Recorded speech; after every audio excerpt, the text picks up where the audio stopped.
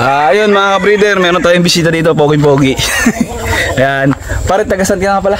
Kalawan, Laguna. Kalawan, Laguna. Ayan. Ayan. Look. Medyo madumi. Ayan. Pakilala ka pare.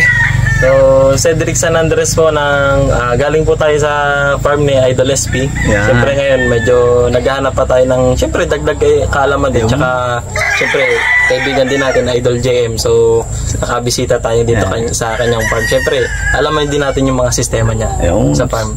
At ayun mga breeder, kaya siya napunta dito. Mag-uumpisa kasi sa pagmamanok. Galing na siya kay SP, may mga natutunan siya. Gusto niyang dagdagan, tapos tanong sa akin personally yung mga experience ko dito sa manokan at atin naman sasagutin. Higa, wag lang mat, kahit anong tanong pwede. Ito yung body natin na nagtrabaho kay paring Ruel, kay paring SP, kay Idol SP natin natutuwa lang ako kasi bisita tayo ni JC. Salamat sa pagbisita mo sa akin. Salamat din po. Na-imbita niyo tayo. Lagi kang laging welcome dito. Kung ano man ang saka chat mo ako kung may mang naging problema mo sa manukan mo, baka may tutulong ako sa chat mo lang ako. Ano bang atin? Ba't tayo nabawasyan? Siyempre, gusto din natin kumbaga magdagdag lang tayo ng knowledge. Siyempre, iba't ibang manukan, iba't ibang experience. Bali, di ba tinanong mo kayo sa tungkol sa sarili ko? Ako naman magtatanong sa'yo dun sa vlog ko. Ayan. Kamusta naman yung natutunan mo sa manukan ni Buddy SP? Sa mga natutunan ko sa farm ni Idol, kumbaga tayo naman kasi Idol, kumbaga kahit paano may basic knowledge na tayo sa pagmamanok. Kumbaga pumasok lang tayo dun sa farm ni Idol. Kumbaga sabi ko nga po kay Idol kumbaga magdadagdag lang po ako ng kaalaman. Kaya nga ang tawag sa akin ni Idol, OJT. Di ba po? Kumbaga kasi may set naman talaga ng time ng pag-uwi ko talaga.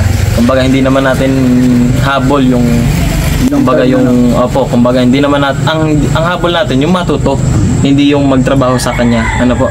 So, yun po talaga yung gusto natin sa farm ni Idol. So, sa natutunan ko po doon, napakaganda talaga ng sistema ni Idol. So, talagang kung sa linis at linis lang, napakalinis, napakaayos, napaka-organize po ng manukan ni Idol SP. So, yun po yung kumbaga, at least kahit paano doon tayo napunta sa gano'n na manukan, kumbaga maayos talaga. At least kumbaga nakita natin na gano'n, may apply natin sa magiging manukan po natin. Bali, ilang buwan ka doon na nag-stay sa farm ni Buddy SP? 9 months po. 9 months, marami din yung natutunan doon. Natipuhan mong blood din sa kanya, ano man yung mga nakikita mo na naging paborito mo doon? Kaya. So, ganito po. Kumbaga, ang akin naman Idol, kanya-kanya kasi tayo ng kanya-kanya tayo hindi pa. Kanya-kanya tayo ng preference sa manok. Kanya-kanya tayo ng gusto.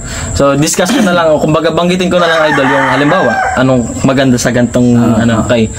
Doon sa mga yung mga gusto ng mga, alam mo yung Idol, yung mga showtime na kayo. Doon kayo sa pag hindi SBR, doon kayo sa Tornado. Yun yung mga multiple pumalo. Oo, yun talaga. Tsaka lulutong Idol. Lulutong nga yan. Sa Idol, pagkakakita ko sa mga, syempre nagbibitaw-bitaw din kami doon.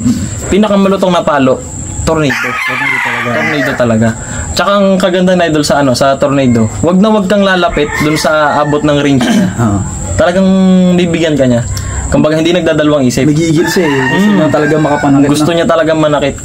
Sa naman po, sa SBR naman, kumbaga siya yung hatch na may utak. Kumbaga nailag din siya kahit paano. Umaangat yun kita ko yung mga may diskarte rin yung SBR. Tapos kumbaga ang mga paborito ko talaga doon, yung mga mauutak na manok. Medyo hindi nga lang ganun kagagwapo, pero talagang ilang palo lang, kumbaga may kalalagyan ka talaga. Ano ba yung mga bloodline na sinasabi mo? Baka pwede mong i-text naman sa mga ka-breeder natin yan. Yung mga, kumbaga, ito naman po, kumbaga, unang-una, butcher. Yan. Butcher ko talaga. Kaya nga butcher talaga yung iuwi ko. Kaya lang, nadampot ni Sir Kigi. Yan, shout out Sir Kigi. Alagaan mo yung ating butcher. Kaya yung butcher ko talaga Kumbaga, tsaka Idol, 1-2 buckles lang. Talagang may kalalagyan ng manok. Tsaka po kung hindi man niya makuha kagad doon, ang galing mo, nagwe-wave talaga yung Hindi mo siya basta-basta tatamaan. So same na laro niya yung lemon. Siyempre alam naman natin lemon, may wala na butcher din talaga yan. yan, No? Kumbaga wala na rin kailangan patunayan ng lemon. Pero kumbaga ang lemon naman sa kita ko naman sa ng lemon, mas may gigil kaysa sa butcher. Ano po? Tapos Pareha silang straight comb kumbaga, alam mo naman kasi natin idol, 'di ba? May butcher din naman siya. Ano po? Tapos yung aking isa sa mga paborito, so yung ating Boston Millionaire. Yan, yung Boston Millionaire po kasi, kumbaga, ang Boston Millionaire, kumbaga, sabi ko nga dun sa dun sa mga kaibigan natin doon. Kasi yung iba, kasi nasabi nila, kumbaga malaki naman talaga idol Malaki yung Boston Millionaire. Kumbaga ang inano nila, hindi siya angkop dun sa ating staga natin. Oo. Kasi ang laki niya masyado. Ang akin naman idol, kumbaga hindi yan magiging Lance de la Torre kung walang dahilan. Ano po? Kasi Lance yung yung kinuhanan ng Boston Millionaire. Opo. Kumbaga ang akin naman idol, yung Boston Millionaire, kumbaga talagang regular, sabi nga na idol, SP, regular lang yung palo niya. Pero hindi mo siya halos tatamaan. Pero merong isang nagpayo sa akin dati, medyo matagal na din yun, nagsabi sa akin. Yung mga Boston ng Millionaire na yan, hindi naman yan, kumbaga hindi mo naman ipupuro na kasali. Kumbaga ilalaw ko mo yan sa gusto mong mas gumaling yung ganda. Pang-cross siya. Kasi yun nga, nabanggit mo, medyo malaki sila, tapos regular yung palo, pero nandun yung discarded, talino nila. Tama. Kumbaga, hindi mo siya halos tatamaan idol Tapos pag nabigyan ka niya, lalagyan ka talaga. Yun yung mga naging paborito mo doon, no? Opo. So, ito may dagdag lang idol. Ito nung una, medyo nag-aalangan din sa idol. Pero nung may laban, ayaw na halos ibenta na idol. Kasi siya yung nagbigay ng magandang score. White Kelso. Andin nabanggit nga din sa akin ni Buddy yun. Sa akin ni Buddy. Parang ayaw na niya kasi ang bilis daw lumugon. Puti mo kasi, puti. Bilis daw lumugon. Pero nung nasali niya, talagang marami. Huling ko doon nung ako nasa farm. Sa 11 magkakapatid, 10 panalo. 10 panalo? Yung isa? Alam ko tabla. Ganda na regular na. Siyempre, ikaw yung makakalam. Nandun ba yun? Ang galing mo. Tsaka yan. Buddy, bibo yan may napatok talaga yan Hindi yun basta din ang put na puti yan Hindi naman yan, kumbaga, hindi naman yan magiging Firebird game pan kung hindi dahil dyan sa White Kelso na yan. Hindi yan magiging, kumbaga, hindi makikilala sa Idol B-Boy ng, kumbaga, walang dahilan. Ang galing idol, kahit umaatras, pumapalo. Yun ang nagiging problema sa puti, mabilis ng lumugon. Pero talagang magagaling sila. Pero may isang handler idol na nagsabi sa amin nag-advise ng kaunti kung makakatulong lang daw sa mga puti, sa mga mahilig sa mga puti. Hindi ko lang po alam kung ito totoo kasi hindi ko pa rin naman na-experience, hindi ko pa rin nagagawa. I-share ko lang, kung gusto nyo lang subukan, kung gusto nyo lang naman masubukan. Sa ligo idol. Sa ligo. Alaga sa ligo. Alaga sa ligo. Alaga sa ligo. Kumbaga para hindi siya kagad kasi pagka nadumihan yung buntot doon nag-uumpisa maputikan, nag-uumpisa yung sira ng buntot Alaga sa ligo. Yun ang kumbaga at least mga 2 times a month. Kita ko lang po yung post na idol dati na hinahanap niya yung pinapabalik niya yung sa video niya sa YouTube. Pinapabalik niya or hinahanap niya yung tauhan niya na si Jules. Yung taga Bacolod ba yun? Bicol po yata yun Basta yung Jules po yung pangalan. Yun, hinahanap niya yung kumbaga pinapabalik niya sa farm kasi maayos din naman daw yung tropa. Pinapabalik niya. Tapos nag-post siya sa Facebook nang naghahanap na siya ng kumbaga naghahanap ng farm body. Ang dami ng comment na idol sa comment section. Ang dami na. Ang ginawa ko, promekta ako sa kanya. Nag-chat ako. Nag-PM ako. So, ang nangyari, nag-reply sa idol. Nag-reply agad? Nag-reply. So, hindi pala idol, mga siguro mga 2 days, 3 days, ganyan. Tapos nagulat ako kasi yung chat ko na yun, hindi ko naman talaga ina-expect na magre-reply siya. Kasi si SP yan di ba? Busy din yan busy yan. Tapos, kumbaga, ang dami na rin po pati ng nag-comment na gusto pumasok. Hindi ko naman akalain na, kumbaga, re-replyan niya. Tapos yun nga, nung pumasok tayo doon, kumbaga, nung tinatanong niya na pangalan po ako, kung bakit daw ganyan, bakit daw papasok, ganyan. Sabi ko, gusto ko lang naman, kumbaga, matuto. Talaga sa pagmamanok pa kasi. Nagbigay ka agad ng, dito lang ako. Ganyan, nagbigay ka ng date, bawa. Hindi pa po, kagad nun. Apo. So, bali ang lang ako nun, ayaw pa nga akong tanggapin idol SP kasi kumbaga nung mabigay ko yung info, sabi ko wala naman akong asawa, hindi naman kontra yung magulang, tsaka bata pa naman ako. Kumbaga, ang Nagtataka lang siya. ang inayawan lang sa akin na Idol SB, alam mo Idol ko ano? Yung motor. Bakit? Kasi daw, pagka may motor, madali umuwi. Siyempre, naiintindihan naman natin. Pagka inuwian mo nga naman yun, alam ba, ganun na klaseng manukan, inuwian mo, yung responsibilidad mo, May iwan. may iiwan. Oo, Sinong kawawa? Yung naando. Kaya nga. Oo. Tsaka inintindi din natin, syempre, yung hindi ko sinasabing ganito yung utak na Idol ha. Pero possible kung syempre kung medyo loko-loko, mag-uwi ka baga ng manok, Oo. diga. Oo, tama. Kung ikaw ay may motor, edi syempre madaling-madali nga naman. Pero sa akin naman Idol, kumbaga yung ganong kabait na hindi na nga boss eh. Kaibigan na nga. Kaibigan na talaga. Diga? Oo. Hindi mo na nga masasabing boss, kumbaga tropa na, kaibigan na. Makisama siya eh. Dapat talaga siya makisama. Siyempre, dahil nga siya yung post natin siya, may limit pa rin. Pero iba yung turing niya kung para sa ibang. Oo. Diba? Yung ganun baga naman, magagawa mo pa ng kalokohan. Ang plano mo ngayon, nung umalis ka na doon, natuto Okay. ka, ano nang plano mo ngayon? Anong gusto mong gawin ngayon, natapos ka na doon? Okay, so ngayon po, inaayos ko lang ho yung bahay namin, tsaka yung lilipatan natin na pwesto, na location natin.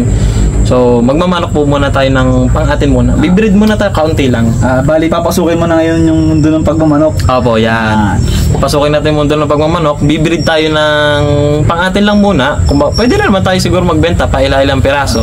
Pero magbibreed ho talaga tayo by next early bird pa naman. Opo. Ito, magtatanong yan. Anong bloodline na hawak mo doon? Ayun, ito maganda yan. Ang bloodline ho na hawak ko ngayon, meron ho tayong lemon at saka meron ho tayong Boston Millionaire. So yun ho muna yung pagsisimulan natin. Ano yan niya? Straight breed, tapos cross ng iba. Opo, ganun po ang gagawin natin doon. So dun ho kasi sa kumbaga lemon ho talaga, kumbaga nakakailabo talaga kasi yung galaw ng lemon eh.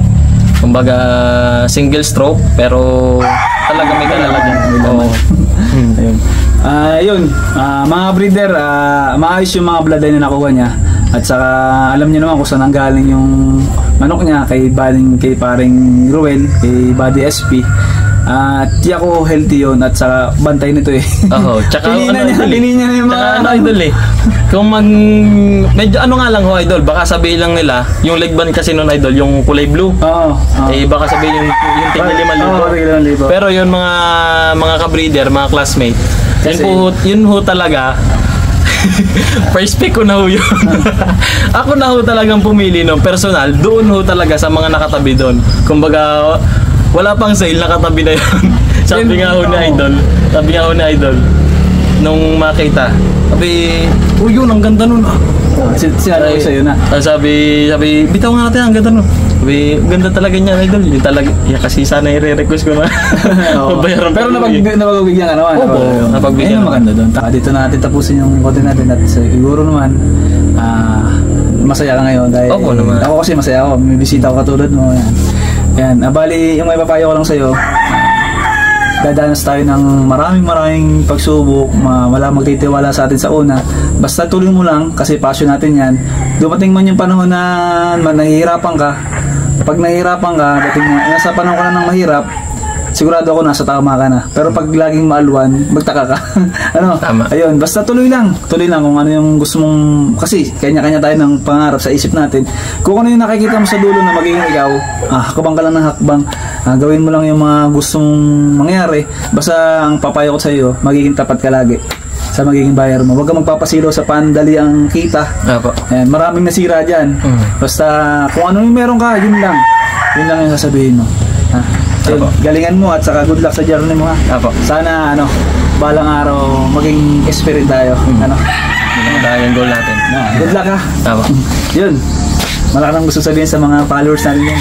Kumbaga sa mga ating mga classmate at mga ka-breeder, ano po, kumbaga abang-abang lang tayo sa mga future videos natin. Kumbaga at least, kumbaga makapaghatid man lang tayo ng kasayahan lalo dun sa, syempre yung mga priority nga din na Idol SP tsaka na Idol JM, yung mga, lalo yung mga OFW na gusto maglibang, yung gusto makapagmanok.